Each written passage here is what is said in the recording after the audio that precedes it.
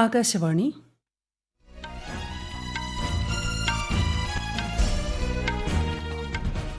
നമസ്കാരം. വാർത്തകൾ വായിക്കുന്നത് ലിൻസ സിറാജ്.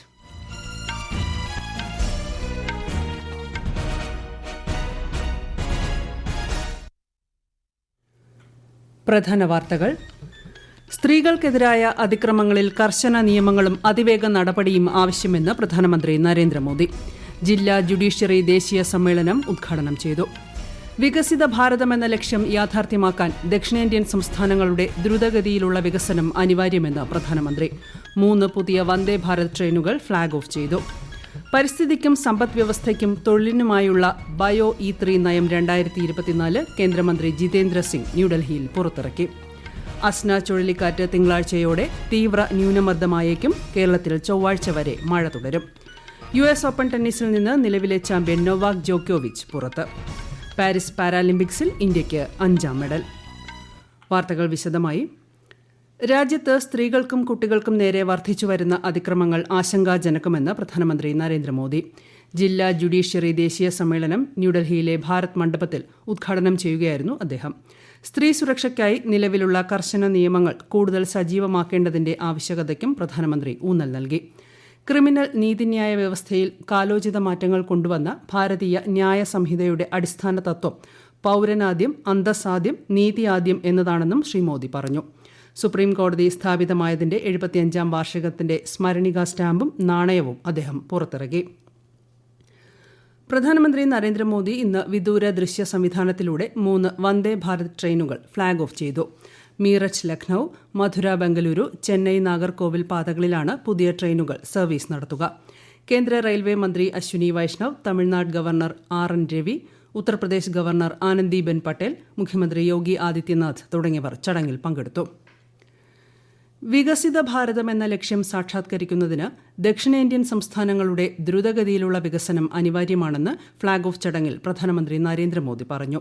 വന്ദേ ഭാരത് ട്രെയിനുകളുമായി നവീകരണത്തിന്റെ പുതിയ തലത്തിലൂടെ രാജ്യം വികസിത ഭാരതം എന്ന ലക്ഷ്യത്തിലേക്ക് കുതിക്കുകയാണെന്നും അദ്ദേഹം പറഞ്ഞു. വിശദാംശങ്ങളിലേക്ക്.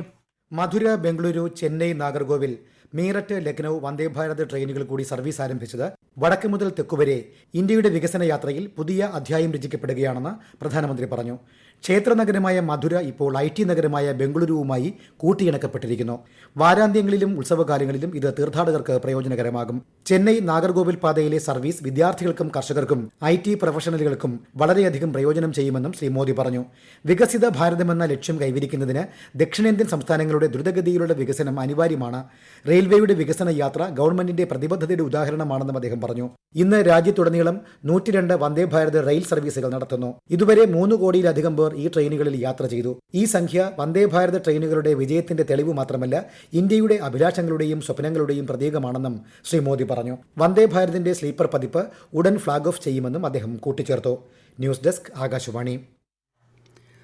പരിസ്ഥിതി, സമ്പദ്വ്യവസ്ഥ, തൊഴിൽ എന്നിവയ്ക്കായുള്ള ജൈവ സാങ്കേതിക വിദ്യ അഥവാ ബയോ E3 നയം 2024 കേന്ദ്ര ശാസ്ത്ര സാങ്കേതിക മന്ത്രി ജിതേന്ദ്ര സിംഗ് ഇന്ന് ന്യൂഡൽഹിയിൽ പുറത്തിറക്കി. ഈ നയം രാജ്യത്ത് ജൈവ നിർമ്മാണ മേഖലയെ പ്രോത്സാഹിപ്പിക്കുമെന്നും ജൈവാധിഷ്ഠിത ഉൽപ്പന്നങ്ങളുടെ വ്യാപനത്തിനും വിപണനത്തിനും വഴിയൊരുക്കുമെന്നും അദ്ദേഹം പറഞ്ഞു. ലോകത്തിന്റെ ഭാവി സമ്പദ്വ്യവസ്ഥയെ നയിക്കുന്നത് ജൈവ സമ്പദ്വ്യവസ്ഥയായിരിക്കുമെന്നും ഡോക്ടർ ജിതേന്ദ്ര സിംഗ് അഭിപ്രായപ്പെട്ടു. ബയോ E3 നയത്തിന് ഈ മാസം 24-ന് കേന്ദ്രമന്ത്രിസഭായോഗം അംഗീകാരം നൽകിയിരുന്നു. രാജ്യത്തെ പെൺകുട്ടികളും വനിതകളും ആരോഗ്യമുള്ളവരും ശാക്തീകരിക്കപ്പെട്ടവരുമായാൽ മാത്രമേ വികസിത ഇന്ത്യ എന്ന കാഴ്ചപ്പാട് സാക്ഷാത്കരിക്കാനാകൂ എന്ന് കേന്ദ്ര വനിതാ ശിശു വികസന മന്ത്രി അന്നപൂർണ ദേവി. 7ാമത് ദേശീയ പോഷണ മാസാചരണത്തിന്റെ ഔദ്യോഗിക ഉദ്ഘാടനം ഗുജറാത്തിലെ ഗാന്ധിനഗറിൽ നിർവഹിക്കുകയായിരുന്നു അവർ. സ്ത്രീകളുടെ നേതൃത്വത്തിലുള്ള വികസനം എന്ന കാഴ്ചപ്പാട് യാഥാർത്ഥ്യമാക്കാൻ സ്ത്രീകൾക്കും പെൺകുട്ടികൾക്കും വേണ്ടിയുള്ള വിവിധ പദ്ധതികൾക്കായി ബജറ്റിൽ 3 ലക്ഷം കോടി രൂപ അനുവദിച്ചിട്ടുണ്ടെന്നും കേന്ദ്രമന്ത്രി പറഞ്ഞു. ലോകത്തെ പ്രമുഖ ഡിജിറ്റൽ പണമിടപാട് സംവിധാനങ്ങളെ മറികടന്ന് ഇന്ത്യയുടെ ഏകീകൃത പണമിടപാട് സംവിധാനമായ UPI ഈ വർഷം ഏപ്രിൽ ജൂലൈ കാലയളവിൽ ഏകദേശം 81 ലക്ഷം കോടി രൂപയുടെ ഇടപാടുകൾ നടത്തി. വാർഷിക ഇടപാടുകളിലെ കണക്കനുസരിച്ച് 37% വർധനയാണ് ഇത് വ്യക്തമാക്കുന്നത്. ഒരു സെക്കൻഡിൽ 3729 ഇടപാടുകളാണ് UPIയിലൂടെ നടക്കുന്നത്. അടുത്ത 5 വർഷത്തിനുള്ളിൽ 10 പുതിയ ആയുഷ് ഇൻസ്റ്റിറ്റ്യൂട്ടുകൾ ആരംഭിക്കുമെന്ന് മന്ത്രി പ്രതാപ് റാവു ജാദവ്. യോഗയെയും ആയുർവേദത്തെയും കുറിച്ചുള്ള ആഗോള ധാരണയിൽ മാറ്റം വന്നിട്ടുണ്ടെന്നും അവയുടെ സ്വീകാര്യത അതിവേഗം വർദ്ധിക്കുകയാണെന്നും ശ്രീ ജാദവ് പറഞ്ഞു. ന്യൂഡൽഹിയിൽ അഖിലേന്ത്യാ ആയുർവേദ ഇൻസ്റ്റിറ്റ്യൂട്ടിൽ നടന്ന പരിപാടിയെ അഭിസംബോധന ചെയ്യുകയായിരുന്നു അദ്ദേഹം. ഈ വാർത്തകൾ ആകാശവാണിയിൽ നിന്ന്. ആകാശവാണി വാർത്തകളും വാർത്താധിഷ്ഠിത പരിപാടികളും all India radio news Thiruvananthapuram എന്ന യൂട്യൂബ് ചാനലിൽ ലഭ്യമാണ്. കൂടുതൽ വാർത്തകൾക്കായി all India radio news Thiruvananthapuram എന്ന ഫേസ്ബുക്ക് പേജും @ARnews_TVM എന്ന എക്സ് ഹാൻഡിലും സന്ദർശിക്കാം. പ്രധാനമന്ത്രി നരേന്ദ്രമോദി ബ്രൂണെയും സിംഗപ്പൂരും സന്ദർശിക്കും. ബ്രൂണെ സുൽത്താൻ ഹാജി ഹസൻ അൽ ബോൾക്കിയയുടെ ക്ഷണപ്രകാരം ചൊവ്വാഴ്ച ശ്രീ മോദി ബ്രൂണെയിലെത്തുമെന്ന് വിദേശകാര്യ മന്ത്രാലയം വ്യക്തമാക്കി. ആദ്യമായാണ് ഇന്ത്യൻ പ്രധാനമന്ത്രി ബ്രൂണെ സന്ദർശിക്കുന്നത്. തുടർന്ന് ബുധനാഴ്ച അദ്ദേഹം സിംഗപ്പൂരിലേക്ക് പോകും. സിംഗപ്പൂർ പ്രധാനമന്ത്രി ലോറൻസ് വോങ്ങിന്റെ ക്ഷണപ്രകാരമാണ് ശ്രീ നരേന്ദ്രമോദിയുടെ സിംഗപ്പൂർ സന്ദർശനമെന്ന് വിദേശകാര്യ വക്താവ് അറിയിച്ചു. അസ്ന ചുഴലിക്കാറ്റ് ശക്തി കുറഞ്ഞ് തിങ്കളാഴ്ചയോടെ തീവ്ര ന്യൂനമർദ്ദമായി മാറാൻ സാധ്യത. കേരളത്തിൽ ചൊവ്വാഴ്ച വരെ മഴ തുടരുമെന്ന് കേന്ദ്ര കാലാവസ്ഥാ വകുപ്പ്. 10 ജില്ലകളിൽ ഇന്ന് മഞ്ഞ ജാഗ്രതാ നിർദ്ദേശം പ്രഖ്യാപിച്ചിട്ടുണ്ട്. കേരള, കർണാടക, ലക്ഷദ്വീപ് തീരങ്ങളിൽ ഇന്ന് മത്സ്യബന്ധനത്തിന് വിലക്കേർപ്പെടുത്തി. രാജ്യത്തെ ഏറ്റവും വലിയ എയറോ ലോഞ്ച് കൊച്ചി അന്താരാഷ്ട്ര വിമാനത്താവളത്തിൽ നാളെ പ്രവർത്തനം ആരംഭിക്കും. മുഖ്യമന്ത്രി പിണറായി വിജയൻ ഉദ്ഘാടനം നിർവഹിക്കും. വിമാനത്താവളത്തിലെ ടെർമിനൽ 2-ലാണ് എയറോ ലോഞ്ച്. കേരളത്തിന്റെ പുതിയ ചീഫ് സെക്രട്ടറിയായി ശാരദ മുരളീധരൻ ചുമതലയേറ്റു. 2025 ഏപ്രിൽ വരെയാണ് കാലാവധി. സ്ഥാനമൊഴിഞ്ഞ ചീഫ് സെക്രട്ടറി വി വേണുവിന്റെ ജീവിത പങ്കാളി കൂടിയാണ് ശാരദ മുരളീധരൻ. ഹരിയാന നിയമസഭാ തെരഞ്ഞെടുപ്പ് തീയതി മാറ്റി. ഒക്ടോബർ 5-നാണ് വോട്ടെടുപ്പ്. നേരത്തെ ഒക്ടോബർ 1-നാണ് തെരഞ്ഞെടുപ്പ് നിശ്ചയിച്ചിരുന്നത്. അസോജ് അമാവാസ്യ മേളയുടെ പശ്ചാത്തലത്തിലാണ് തീരുമാനമെന്ന് കേന്ദ്ര തെരഞ്ഞെടുപ്പ് കമ്മീഷൻ അറിയിച്ചു. ഹരിയാന, ജമ്മു കശ്മീർ നിയമസഭാ വോട്ടെണ്ണൽ ഒക്ടോബർ 4-ന് പകരം 8-ന് നടത്തുമെന്നും കമ്മീഷൻ അറിയിച്ചു.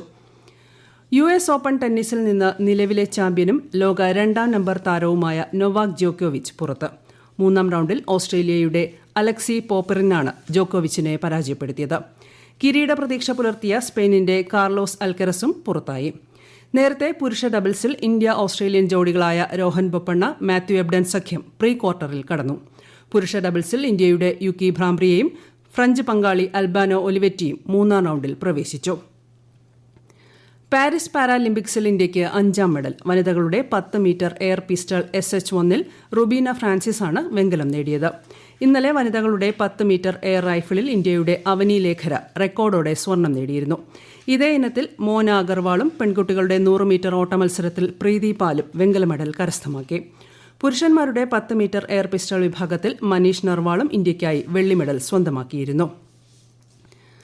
കേരളത്തിൽ ഇടതുമുന്നണി കൺവീനർ സ്ഥാനത്ത് നിന്ന് EP ജയരാജനെ നീക്കാൻ തീരുമാനിച്ചതായി CPIM സംസ്ഥാന സെക്രട്ടറി MV ഗോവിന്ദൻ. തിരുവനന്തപുരത്ത് വാർത്താസമ്മേളനത്തിൽ സംസാരിക്കുകയായിരുന്നു അദ്ദേഹം.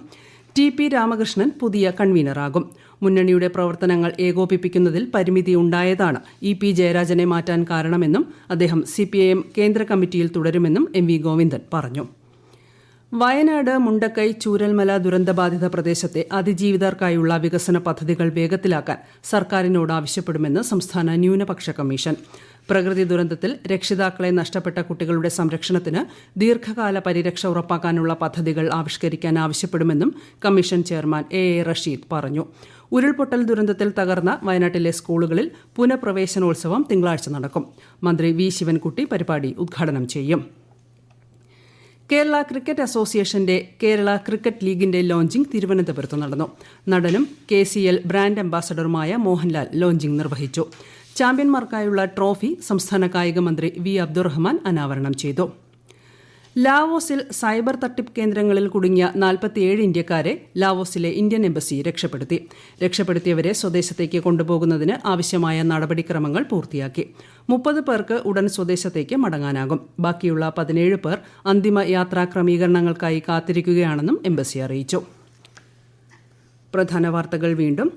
സ്ത്രീകൾക്കെതിരായ അതിക്രമങ്ങളിൽ കർശന നിയമങ്ങളും അതിവേഗ നടപടിയും ആവശ്യമെന്ന് പ്രധാനമന്ത്രി നരേന്ദ്രമോദി. ജില്ലാ ജുഡീഷ്യറി ദേശീയ സമ്മേളനം ഉദ്ഘാടനം ചെയ്തു.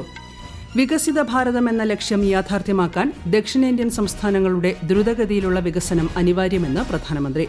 3 പുതിയ വന്ദേ ഭാരത് ട്രെയിനുകൾ ഫ്ളാഗ് ഓഫ് ചെയ്തു. പരിസ്ഥിതിക്കും സമ്പദ് വ്യവസ്ഥയ്ക്കും തൊഴിലിനുമായുള്ള ബയോ E3 നയം 2024 കേന്ദ്രമന്ത്രി ജിതേന്ദ്ര സിംഗ് ന്യൂഡൽഹിയിൽ പുറത്തിറക്കി. അസ്ന ചുഴലിക്കാറ്റ് തിങ്കളാഴ്ചയോടെ തീവ്ര ന്യൂനമർദ്ദമായേക്കും. കേരളത്തിൽ ചൊവ്വാഴ്ച വരെ മഴ തുടരും. US ഓപ്പൺ ടെന്നീസിൽ നിന്ന് നിലവിലെ ചാമ്പ്യൻ നോവാക് ജോക്കോവിച്ച് പുറത്ത്. പാരീസ് പാരാലിമ്പിക്സിൽ ഇന്ത്യയ്ക്ക് 5ാം മെഡൽ. വാർത്തകൾ കഴിഞ്ഞു. അടുത്ത വാർത്താ പ്രക്ഷേപണം രാത്രി 8:35.